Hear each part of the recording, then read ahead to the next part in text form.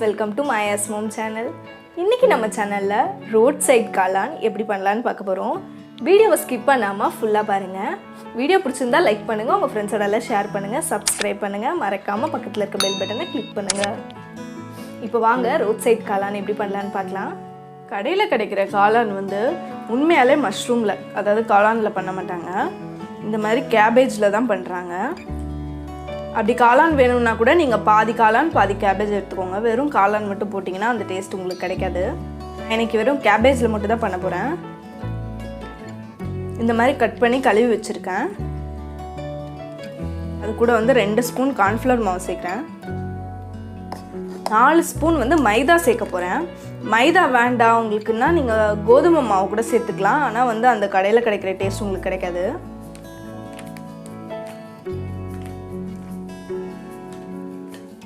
4 spoon சேர்த்துக்கேன். அப்புறம் வந்து கரம் மசாலா ஒரு ஸ்பூன் சேர்க்குறேன். சில்லி பவுடர் வந்து ஒரு 3 ஸ்பூன் சேர்க்குறேன். காஷ்மீரி ரெட் சில்லி பவுடர் இருந்தால் எடுத்துக்கோங்க, நல்லா கலராக இருக்கும். 1 ஸ்பூன் சால்ட் சேர்க்குறேன். சிக்கன் 65 மசாலா இருந்தால் 1 ஸ்பூன் சேர்த்துக்கோங்க, இல்லைன்னா வேண்டாம், ஸ்கிப் பண்ணிக்கலாம்.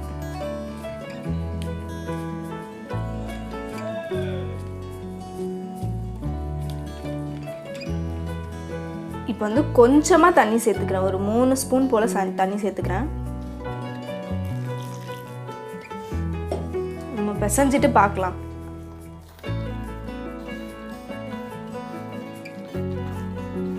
ஏன்னா கோஸ் கழுவி வச்சிருக்கிறதுனால அதுலேயே தண்ணி இருக்கும் ஆல்ரெடி. அவ்வளோதாங்க, இந்த அளவுக்கு பிசைஞ்சு எடுத்துக்கிட்டேன். இப்படி பிடிக்கிற மாதிரி வரணும். இப்போ வந்து நம்ம இதெல்லாம் ஆயிலில் ஃப்ரை பண்ணி எடுக்க போகிறோம். இப்போ பரட்டி வச்சுருக்க கேபேஜ் எல்லாம் ஃப்ரை பண்ணி எடுக்கிறதுக்காக ஒரு கடாயில் எண்ணெய் வச்சுருக்கேன். மீடியம் ஃப்ளேமில் வச்சுருக்கேன். இப்போ எண்ணெய் நல்லா சூடாயிடுச்சு. நான் கேபேஜ் எல்லாம் எடுத்து கொஞ்சம் கொஞ்சமாக இதில் போட்டுக்கலாம். எண்ணெய் ரொம்ப சூடாக இருக்கக்கூடாது, எல்லாம் உடனே கரிஞ்சிடும்.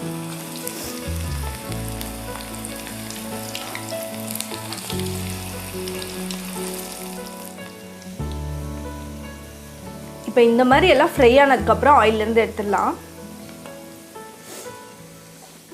கொஞ்சம் மீடியம் ஃப்ளேம்லேயே வச்சு நல்லா வேக வச்சு எடுக்கணும், இல்லைன்னா ஒரு மாதிரி வதக்குன்னு இருக்கும் சாப்பிடும்போது. இப்போ நம்ம காளான் கிரேவி ரெடி பண்ண போகிறோம். கடையிலலாம் வந்து அந்த கிரேவி தனியாகவே ரெடி பண்ணி வச்சுருப்பாங்க. நம்ம போனோடனே டக்குன்னு 1 நிமிஷத்தில் போட்டு தந்துடுவாங்க. இப்போ அந்த கிரேவியை தான் நம்ம ரெடி பண்ண போகிறோம். அதுக்கு வந்து ஒரு பேன் எடுத்து மீடியம் ஃப்ளேமில் வச்சு 3 ஸ்பூன் போல் ஆயில் சேர்த்துக்கிறேன். ஆயில் ஹீட் ஆனதும் ஒரு 2 பெரிய வெங்காயத்தை பொடி பொடியாக நறுக்கி இந்த மாதிரி நறுக்கி வச்சுருக்கேன், அதையும் சேர்த்துக்கிறேன்.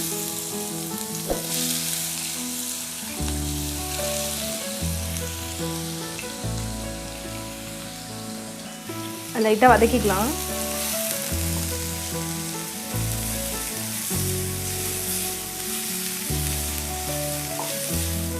வெங்காயம் வதங்கிறதுக்கு தேவையான அளவு ஒரு 1/2 ஸ்பூன் உப்பு சேர்க்குறேன்.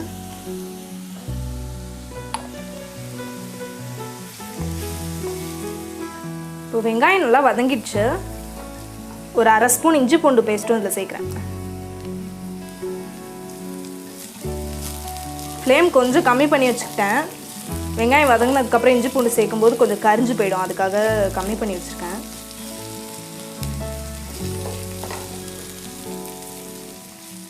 அந்த இஞ்சி பூண்டோட ரா ஸ்மெல் போகிற வரைக்கும் கொஞ்சம் வதக்கிக்கணும் நல்லா.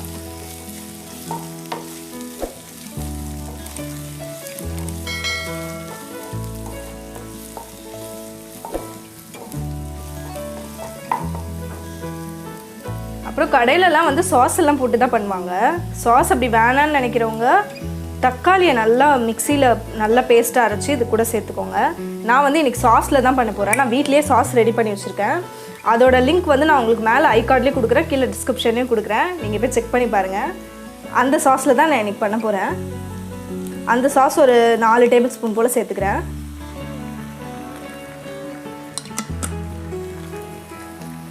அப்புறம் சோயா சாஸ் இல்லை, இந்த சாஸ் மட்டும்தான் இருக்குது, இல்லை தக்காளி மட்டும்தான் போட போகிறோன்றவங்க இந்த சோயா சாஸ் ஸ்கிப் பண்ணிக்கலாம்.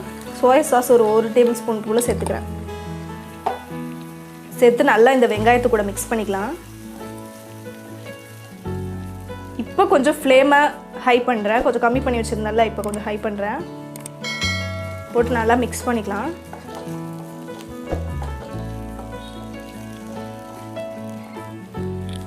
இப்போ இது கூட காரத்துக்கு 1 ஸ்பூன் போல் மிளகாத்தூள் சேர்க்குறேன். அப்புறம் கிரேவிக்கு தேவையான அளவு உப்பும் சேர்க்குறேன். உப்பு ஒரு ஸ்பூன் சேர்த்துருக்கேன். அப்பயும் ஒரு அரை ஸ்பூன் சேர்த்தோம் இல்லையா, அதுக்காக. அடுப்பை கொஞ்சம் கம்மி பண்ணிக்கிறேன், ரொம்ப சூடாயிடுச்சு அதனால.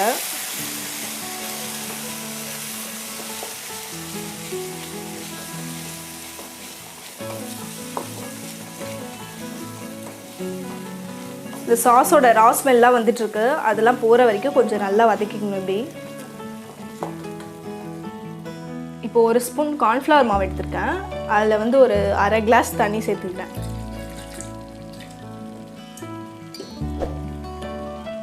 தண்ணி சேர்த்து நல்லா மிக்ஸ் பண்ணிக்கலாம். கட்டிகள் இல்லாமல் மிக்ஸ் பண்ணிக்கலாம்.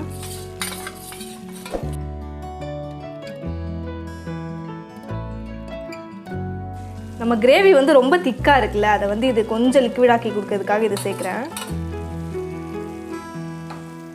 அப்போ தான் நம்ம அந்த ஃப்ரை பண்ணி வச்சுருக்கிறதெல்லாம் இதில் போடும்போது கொஞ்சம் நல்லா ஊறும். அதுக்காக இது பாருங்கள் எவ்வளோ திக்காக இருக்குன்னு. அது கூட இப்போ நான் அந்த கார்ன்ஃப்ளவர் மிக்சரை சேர்க்குறேன். சேர்த்து நல்லா மிக்ஸ் பண்ணிக்கலாம்.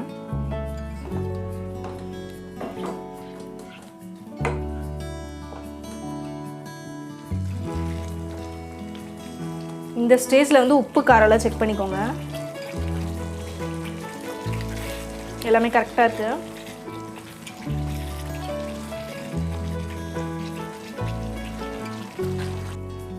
இப்போ இதை வந்து இந்த கிரேவியில் சேர்க்குறேன்.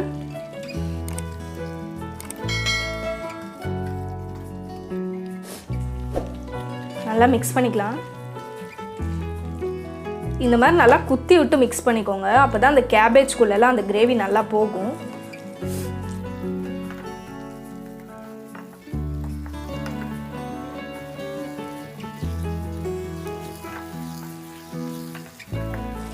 நம்ம கலர் எதுவும் சேர்க்காதனால தான் இந்த கேபேஜ் எல்லாம் இப்படி வெள்ளை வெள்ளையாக தெரியுது. கலர் சேர்க்குறவங்க வேணுங்கிறவங்க சேர்த்துக்கோங்க.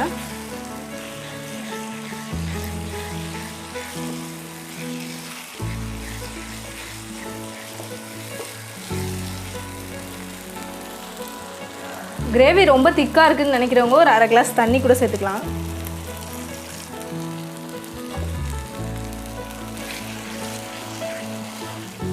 அவ்வளோதாங்க, நம்ம ரோட் சைட் காளான் வீட்டிலேயே சூப்பராக ரெடி ஆகிடுச்சு. இப்போ ஃப்ளேம் ஆஃப் பண்ணிக்கிறேன்.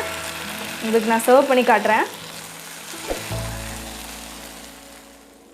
அவ்வளோதாங்க, நம்ம ரோட் சைட் காளான் வீட்டிலேயே சூப்பராக ரெடி ஆகிடுச்சு. இப்போ இது கூட வந்து பொடியாக நறுக்குன வெங்காயத்தையும் சேர்த்துக்கிறேன்.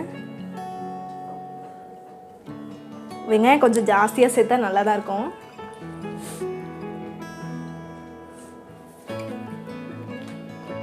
அது கூடவே இந்த மாதிரி கார்ன்ஃப்ளெக்ஸையும் பொடி பண்ணி சேர்த்துக்கிறேன். சும்மா லைட்டாக க்ரஷ் பண்ணி